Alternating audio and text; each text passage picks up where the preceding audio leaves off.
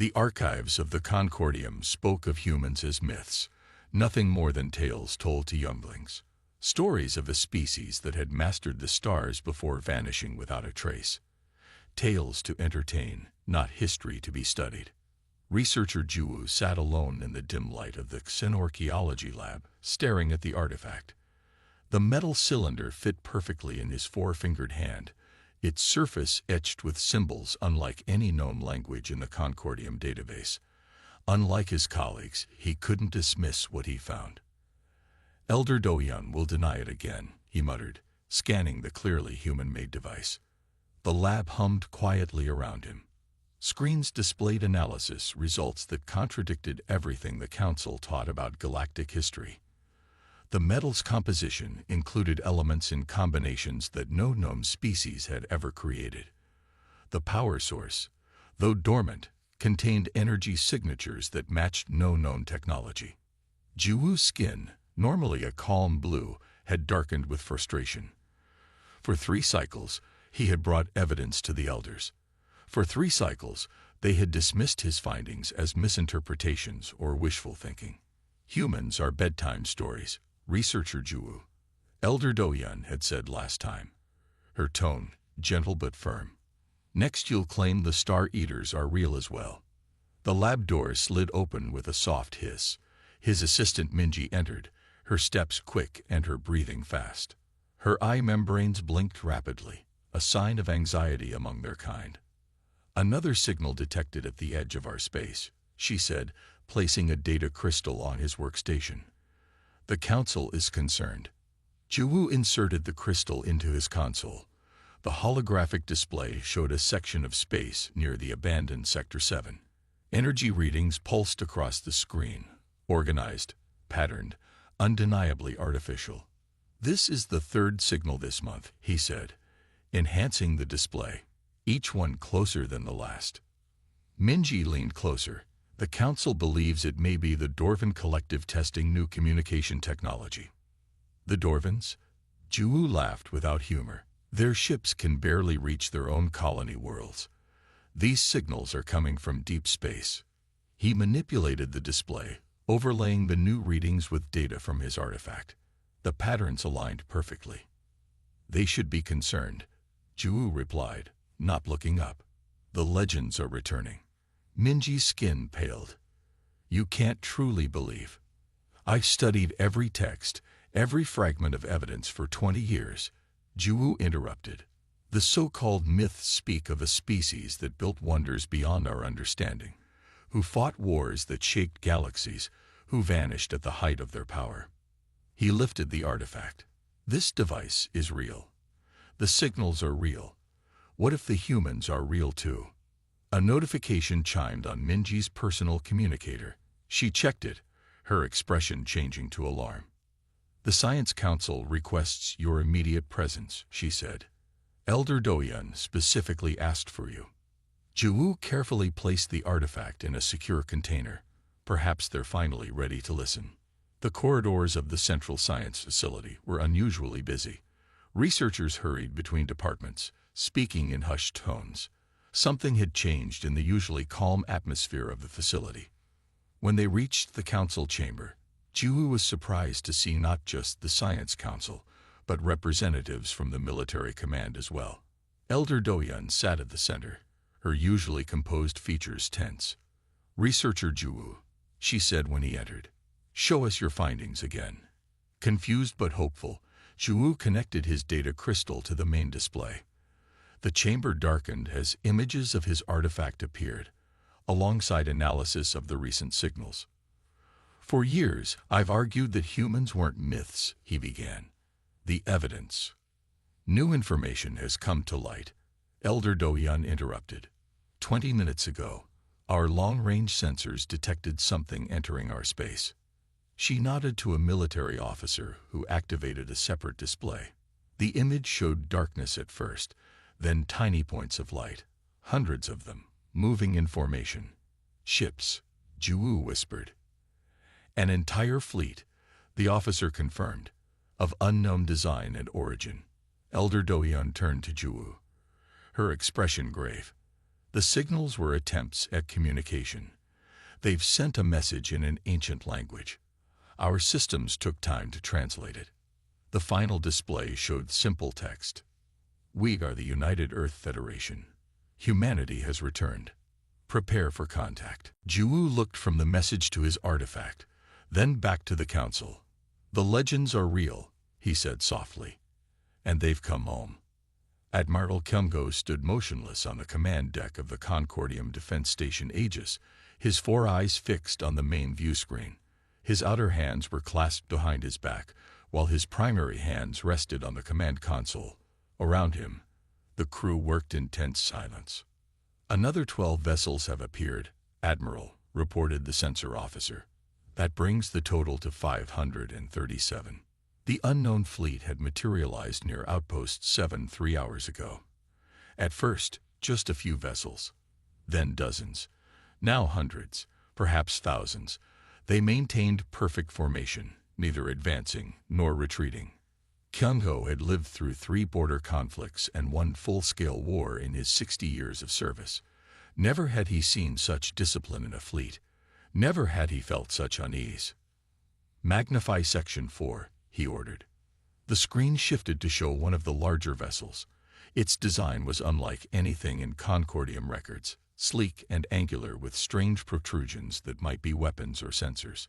No obvious engine exhausts were visible, yet the ships had appeared with impossible speed. Are they matching any known configurations? Kyung-go asked. Strategic Officer Bina consulted her screen. No matches in our database, Admiral.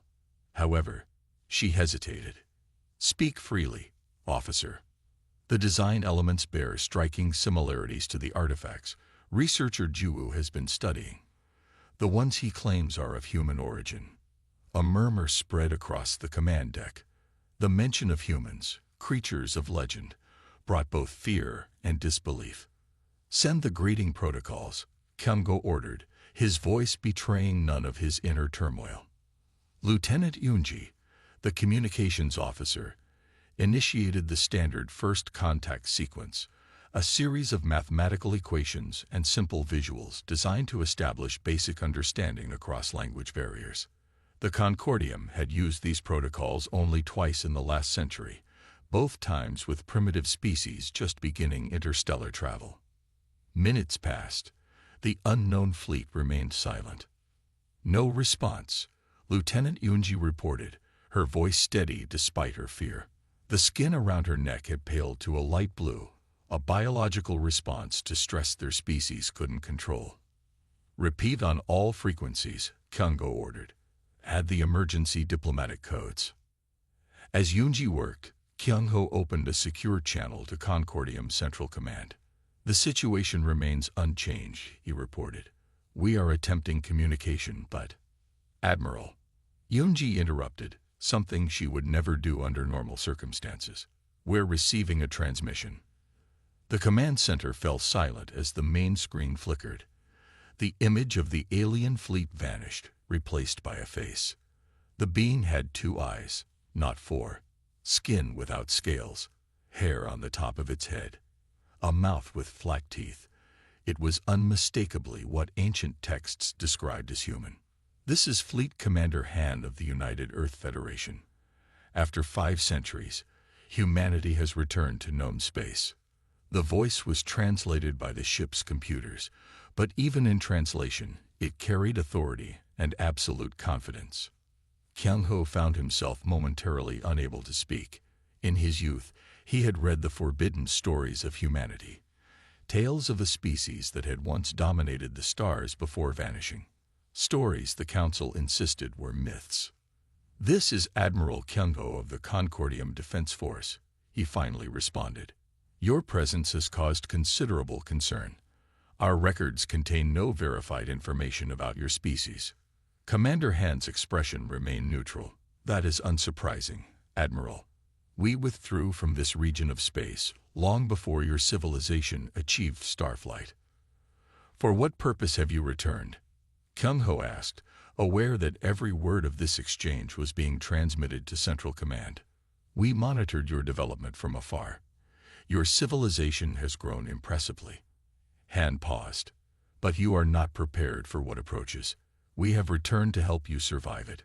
Before Kyung-ho could ask what this meant, another officer rushed onto the command deck. Admiral, urgent news from the outer systems, she said, extending a datapad.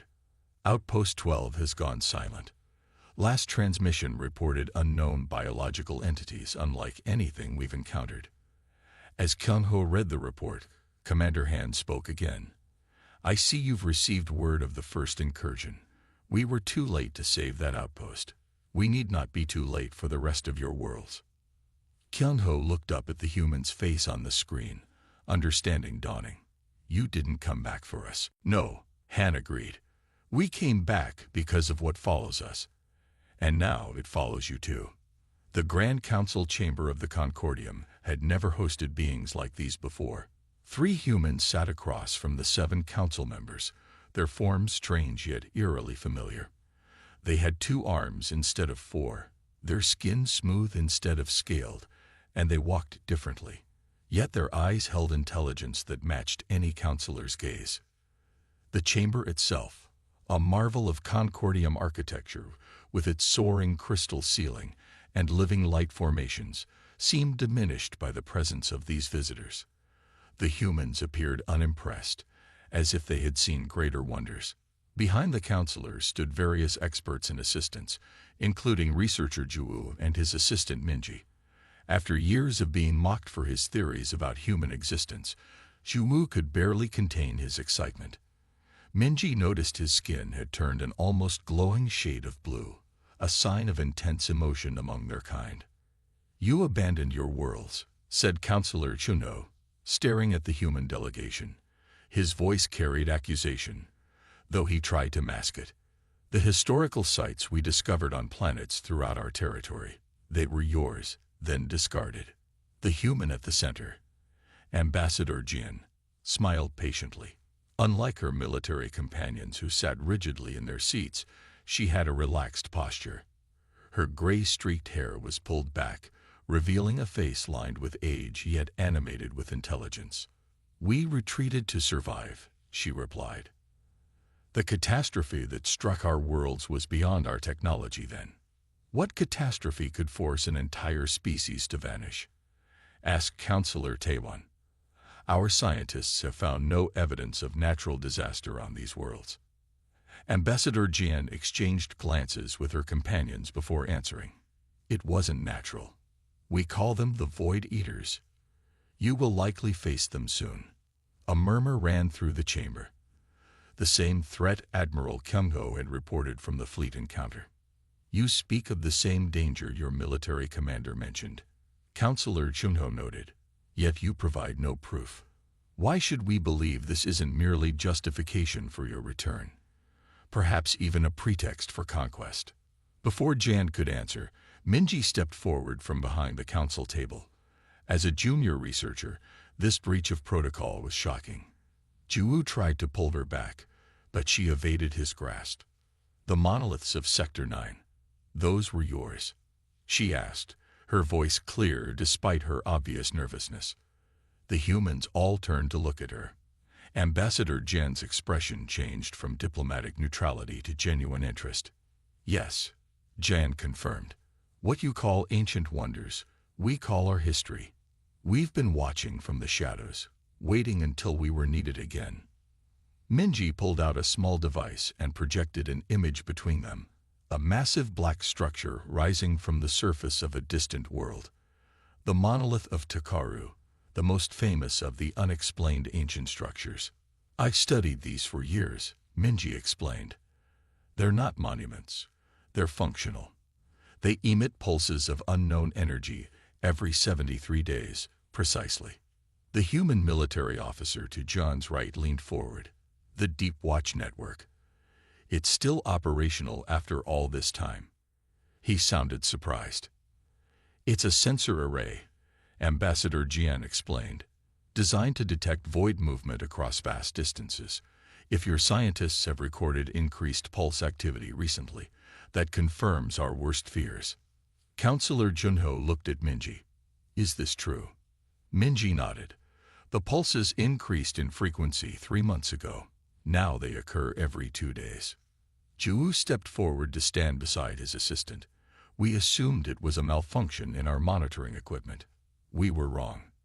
The chamber fell silent as the implications sank in. The evidence supporting the humans' claims was coming from the Concordium's own research. Ambassador Jian stood, her full height slightly less than the Concordium members, but her presence somehow filling the room. 5 centuries ago, we faced extinction. We weren't ready. We retreated to the far side of the galaxy, rebuilding, preparing. We left behind warnings and watchers. She gestured to the image of the monolith. When these began signaling, we knew it was time to return. Not for conquest, for alliance. "Why should we trust you?" asked Counselor Chunno, though his tone had softened. "Because the alternative is facing the void alone," Jan replied simply. "And no species has ever survived that." From the back of the chamber, a new voice spoke. Admiral Kyungo had entered quietly during the exchange. "Outposts 12 through 15 have gone silent," he announced. "The last transmissions match exactly what the humans described. The Void Eaters have arrived at our borders." Ambassador Jian nodded grimly. "Then we have much less time than I hoped. The lost children of Earth have returned, counselors. The question is, will you accept our help?" Commander Han stood in the center of the Concordium war room, his uniform crisp despite the 20 hours he had been awake. Around him, the highest military and political leaders of the Concordium gathered, their scaled skin reflecting the blue glow of the holographic display. "They call themselves the Void," Commander Han explained, showing holographic images of massive bioships. "They consume everything in their path." The images rotated slowly above the central table. The Void vessels resembled nothing built by humans or the Concordium. They were organic, with pulsing veins running across dark, rough surfaces. Some stretched kilometers in length, with tendrils extending outward like hungry fingers reaching for prey. "These ships are alive?" asked Admiral Kyungo, leaning forward to study the images. "Ship, pilot, and weapon, all one organism," Han confirmed. "They don't build their technology, they grow it. They don't fuel their vessels, they feed them." Chancellor Taehyun shook his head. "These could be fabrications, computer simulations to frighten us into accepting your presence." His 4 eyes narrowed, inner eyelids blinking rapidly, a sign of suspicion among his kind. Han's expression remained unchanged, but Ambassador Jian, standing quietly at his side, stepped forward. "Chancellor, we understand your caution," she said, "but consider what you've already confirmed. The increased activity from the monoliths. The loss of contact with your outposts. Coincidences," said Taehyun, "or perhaps even your doing." From the back of the room, researcher Juwu moved closer to the table. Since the humans' arrival, he had become an unofficial liaison between the species, his years of study making him uniquely qualified. "The outpost in the Moran system was destroyed yesterday," Juwu interjected. "I've analyzed the final transmissions. The patterns match Commander Han's warning exactly." He connected his data pad to the main display. The holographic images changed to show the final moments recorded from Outpost Moran. Fuzzy images showed dark shapes approaching the station, then strange, organic tendrils punching through hull plating. The station's external cameras captured glimpses of creatures moving through the corridors. Tall, skeletal forms with too many limbs, their bodies seeming to absorb light rather than reflect it. "The last transmission included this," Juwu said quietly. Audio filled the room. Screams, strange clicking sounds, and a final message. "They're inside. They're eating everything. The station, the people, even the light itself." Silence fell across the chamber as the reality sank in. The humans hadn't returned by chance. Commander Han waited a moment before continuing. "We first encountered the Void 600 years ago. They destroyed our colonies one by one. Earth itself was nearly lost." He gestured, and the hologram changed to show images of ancient battles. Human ships, primitive compared to their current fleet, facing the organic horrors of the void. We retreated, regrouped in distant sectors. We rebuilt our civilization, advanced our technology, and prepared for their inevitable return. Han continued. The monoliths you discovered were our early warning system. When they began signaling more frequently, we knew the void had found this sector again. Admiral Kyungo studied the battle footage. You defeated them before. Not defeated, Han corrected. Survived. There's a difference. Ambassador Jian added, we've learned much since then, but the void evolves. Each encounter, they adapt to our weapons, our tactics. Minji, who had been quietly analyzing data in the corner, suddenly looked up. Commander, these biological readings from the Moran attack, they're different from your historical records. Han moved to her station, examined her findings, and nodded grimly. As I feared, they've evolved again. Chancellor Tahian's skepticism had faded, replaced by growing concern. How much time do we have before a full-scale invasion? Based on their current advance rate, Han calculated, 2 months, perhaps less. And you believe we can stop them together? Taehyun asked. I believe we must try, Han replied.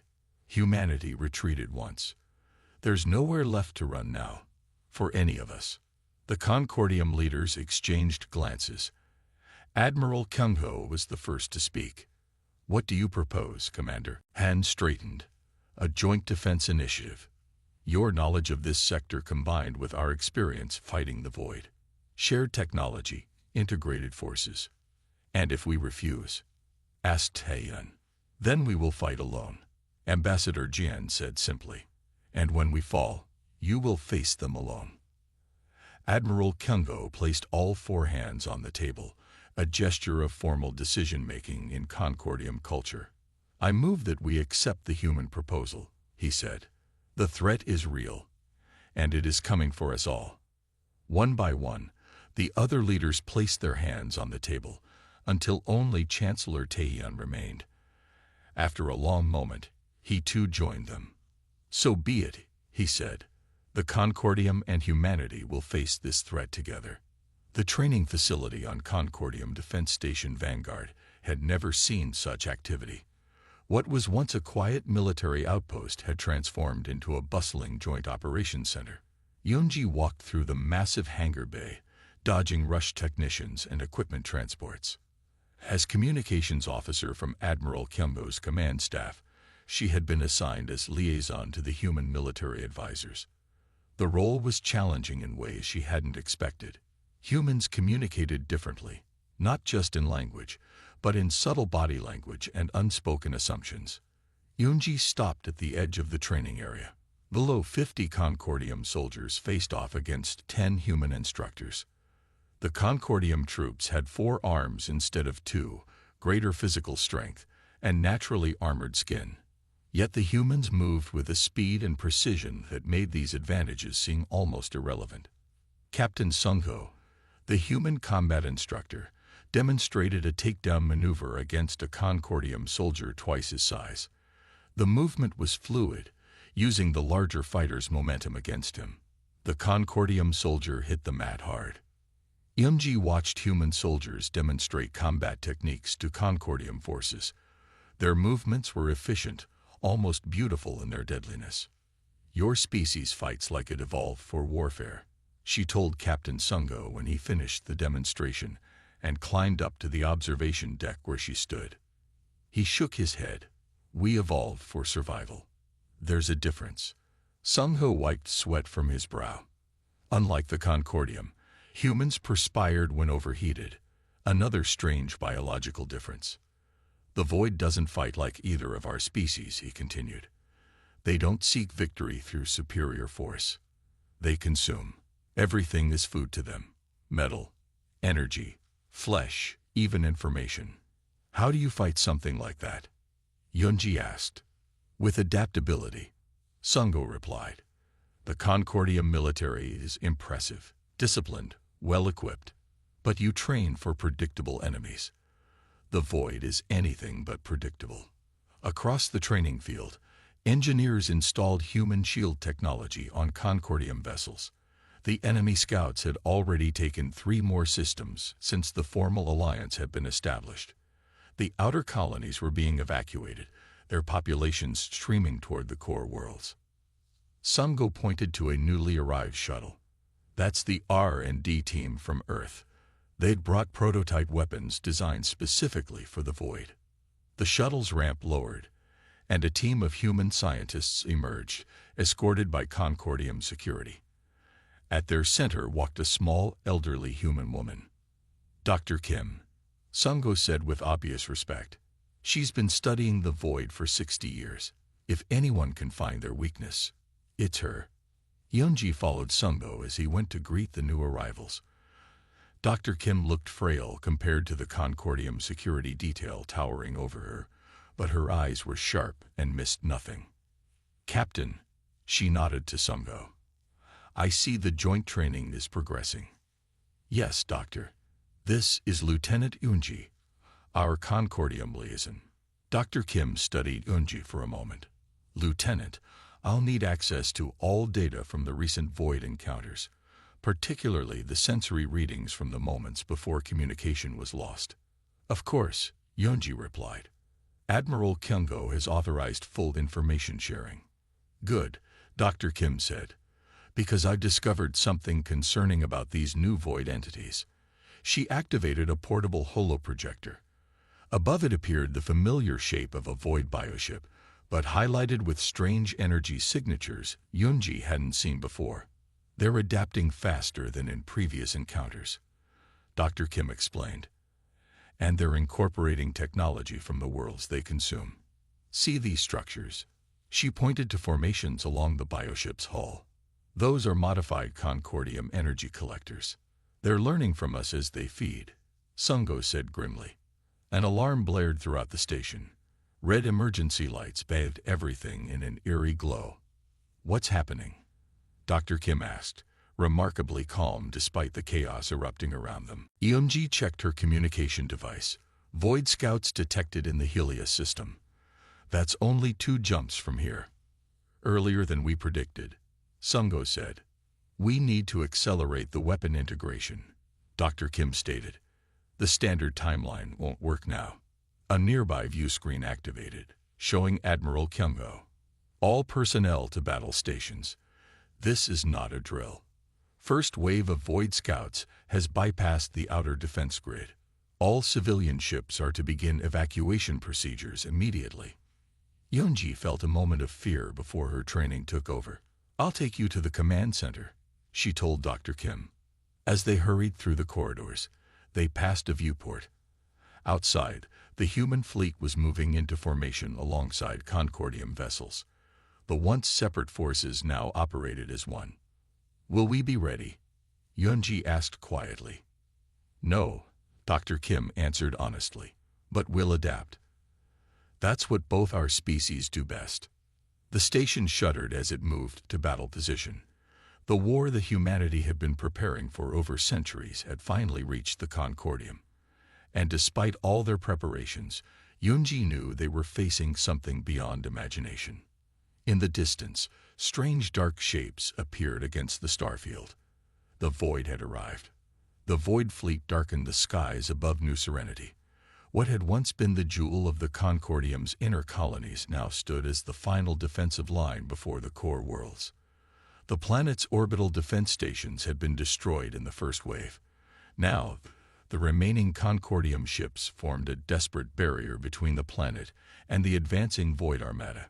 From the command center deep beneath New Serenity's capital city, General Hyunwoo watched the battle unfold on the strategic display. His 4 hands gripped the edges of the command table as reports of failing shields and lost vessels streamed in. 3rd defensive line breached, reported an officer.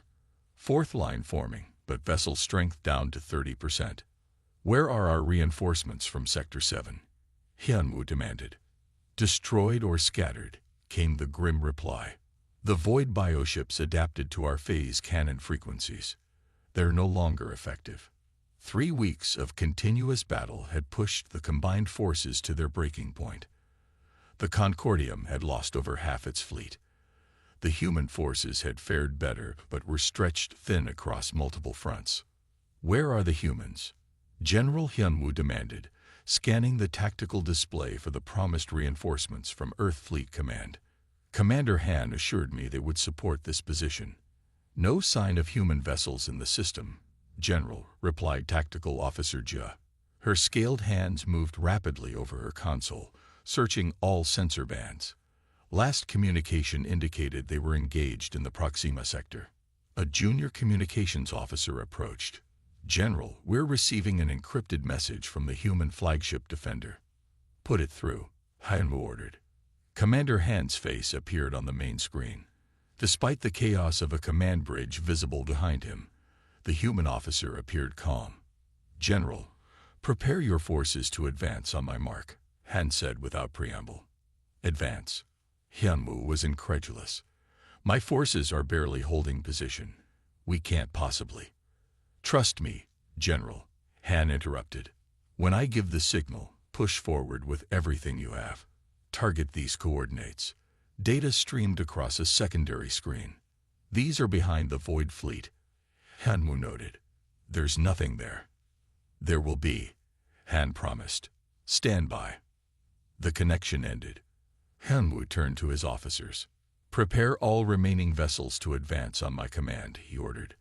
The order was met with confused looks, but no one questioned him. The tactical display showed the Void bioships pressing forward. Their organic forms pulsed with stolen energy as they absorbed debris from destroyed ships. The largest of them, a 15-kilometer monstrosity that had once been 3 separate entities, moved toward the planet itself. 30 seconds until planetary defense shields fail, Jia reported. "Where are the humans?" Hyunwoo muttered again, this time to himself. His question was answered as 500 human ships dropped from hyperspace directly behind the Void Armada. Not at the system's edge as physics dictated was safe, but directly in the battle zone. "Impossible!" exclaimed Tactical Officer Jia. "They jumped inside the gravity well." "Humans," Hyunwoo said with newfound respect, "don't seem to care about impossibilities." The human ships opened fire immediately, unleashing weapons that hadn't been seen in previous engagements. Beams of golden energy carved through the Void bioships, preventing their usual regenerative abilities. The smaller human vessels darted between the massive Void ships, planting devices that pulsed with brilliant light before detonating. "They're using quantum disruption charges," the weapons officer explained, awe in his voice. "The technology was theoretical in our research." Commander Han's voice came through the communication system again. "Now, General, push forward. All ships advance." Hyunwoo ordered. "Concentrate fire on the coordinates provided."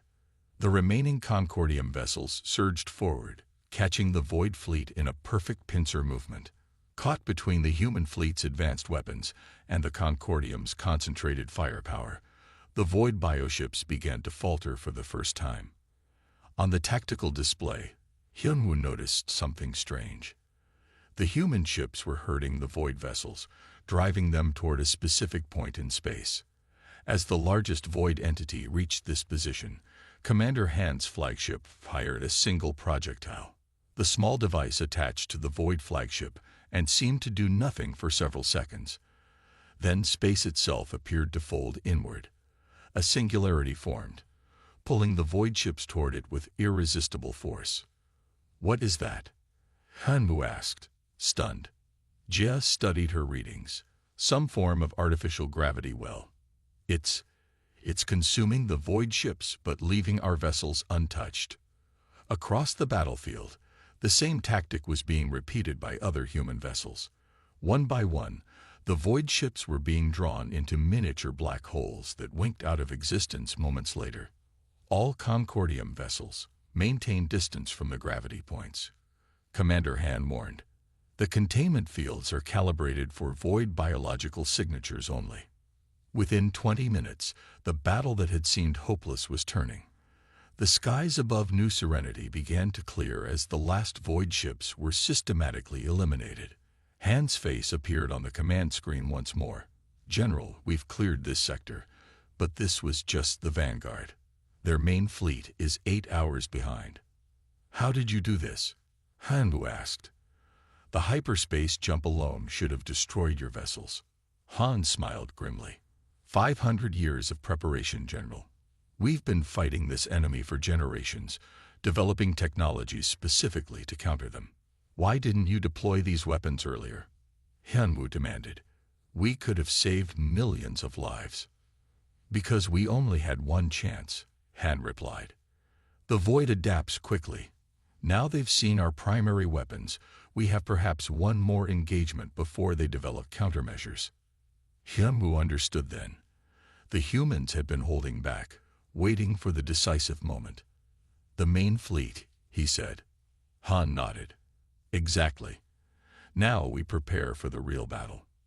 The memorial garden was quiet as representatives from all species gathered. 1 year had passed since the final battle against the Void. What had been a hastily constructed military command center during the war had been transformed into a place of remembrance and peace. Crystal monuments caught the light of New Serenity's sun, casting rainbow patterns across the gathering. Ambassador Jian walked slowly toward the central monument. Age had bent her slightly, and the stress of the war had added more silver to her hair. Yet her eyes remained sharp and clear as she carried a small potted plant in her hands. Behind her walked Commander Han, now wearing the formal white uniform of the United Earth Federation's diplomatic corps. His military bearing remained, but the constant tension that had marked him during the war had eased. The central monument stood 12 meters tall, a spiral of metal and crystal with names etched in the writing systems of both humanity and the Concordium. Millions of names representing those lost in the conflict. Ambassador Jian placed a simple earth flower at the center monument. The blue petals seemed to glow against the white stone base. "A forget-me-not," she explained to the Concordium representatives nearby. "On Earth, we plant them to remember those who have passed." Chancellor Taehyun stepped forward. His ceremonial robes carried both the traditional markings of Concordium leadership and a new symbol, an interwoven design representing the alliance between their peoples. "A fitting tribute," he said, his translator converting his complex tonal language into human speech. "May we never forget the sacrifice required for our survival." From the crowd, a young Concordium child broke away from his parents and approached the human delegation. His scales still had the bright blue sheen of youth, and his 4 eyes blinked with curiosity rather than fear. Young Minho approached the human cautiously. "The story said humans were giants who could breathe fire," he said, staring up at John with wonder. Jan laughed, the sound warm and genuine. "We're just people like you. Different, but the same in ways that matter." She knelt down to meet the child at eye level. "Though some of us can do magic tricks, would you like to see one?" Minho nodded eagerly. Jan reached behind his ear and seemingly pulled a small coin from nowhere. The child gasped in delight, taking the offered coin with careful fingers. "Ancient Earth currency," Jan explained, "for good luck."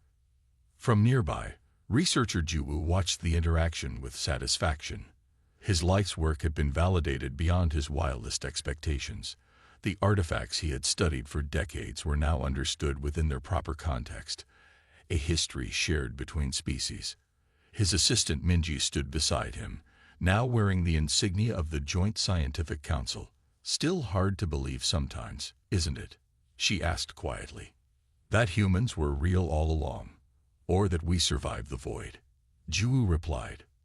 "Both," she said, "but mostly that we're here, planning a shared future rather than fighting for survival." Chancellor Taehyun approached them, nodding respectfully. "Your research was instrumental, Juwu. Without your persistence, we might never have accepted the truth before it was too late." "I merely followed the evidence," Juwu said modestly. Admiral Kyung-ho joined their small circle. The war had cost him an arm, now replaced with a prosthetic designed by human medical technology. "Evidence many of us refuse to see," he added. "Pride can be a dangerous thing." Taehyun gestured for Ambassador Jan to join them. When she did, he addressed her formally. The new galactic charter is ready for signing.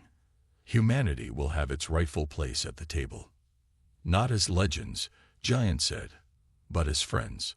From the edge of the garden, Captain Sungo and Lieutenant Yunji watched the proceedings. Their roles during the war had evolved into something more personal. Now they led the joint military training program, preparing the next generation of defenders. "Do you think they'll return?" Yunji asked. "The void." Sungo considered before answering. "Perhaps, but we'll be ready if they do, together." Above them, the sky was filled with ships, human and Concordium designs, now joined by new vessels built with shared technology. Workers were completing the final sections of the orbital defense platform, a marvel of engineering that incorporated the best aspects of both civilizations. In classrooms across New Serenity, children learned the true history of humanity, not as myths or legends, but as a species with their own triumphs and failures. The ancient monoliths, once mysterious relics, were now understood as the silent guardians they had always been. As the ceremony concluded, Ambassador Jian moved to the podium to address the gathered representatives. "Today we remember those we lost," she began. "But we also celebrate what we found, each other. For centuries, humanity lived in the shadows of your myths. You spoke of us as giants, as gods, as monsters. The truth, as always, is both simpler and more complex. We are neither legends nor saviors. We are simply travelers on the same cosmic journey, now walking the path together." The silence that followed her words was broken by young Minho, who had returned to his parents but called out one simple question. "Will you tell us stories of Earth?" Jian smiled. "We have many to share, and we look forward to hearing yours in return." As the sun set over New Serenity, the light caught the memorial's crystal surface, projecting the names of the fallen across the garden. Human and Concordium alike stood together, no longer separated by myth or misunderstanding, but united by shared sacrifice and hope for the future.